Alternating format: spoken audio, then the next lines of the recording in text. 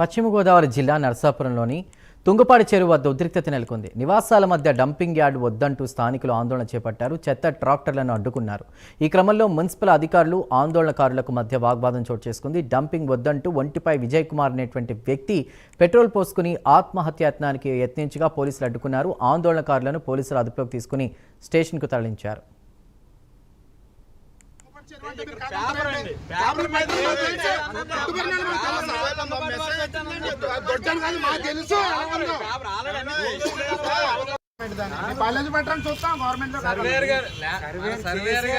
Survey చేసిన తర్వాత land అని చెప్పిన తర్వాత గవర్నమెంట్ స్థలం కొన్నది డంపింగ్ యార్డ్కి. దాన్ని ఎందుకు సర్దుని చేద్దాం సమాధానం చెప్పమానండి. అప్పుడు ఏమనండి, ఇక్కడ కమిషనర్ రమ్మనండి. అక్కడ ఎందుకు ఎత్తలేదు, ఇక్కడ ఎందుకు ఎత్తున్నారు కావచ్చు చెప్పమానండి. అక్కడ ప్రజలు లేరు, అదంతా బహిరంగ స్థలం. అక్కడ కొన్నారు, దాన్ని వాడుకోమానండి. ఇక ప్రజలు ఉన్నారు, ఇల్లులు ఉన్నాయి, సంవత్సరాలు జరుగుతున్నాయి. ఇంచుమించు 70-80 సంవత్సరాల నుంచి ఇక్కడ ప్రజలు నివాసం చేస్తూ ఉన్నారు. అదేమో మంచినీళ్ళ చెరువు, తుంగపాటి చెరువు అని ఉంటుంది మున్సిపల్ ఆఫీస్లో. అది ఇప్పుడేమో చెరువు కాదని అంటున్నారు.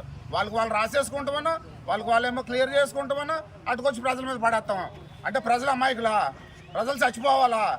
ప్రజలు జబ్బులో చచ్చిపోతే మీకు సంతోషంగా ఉంటుందా?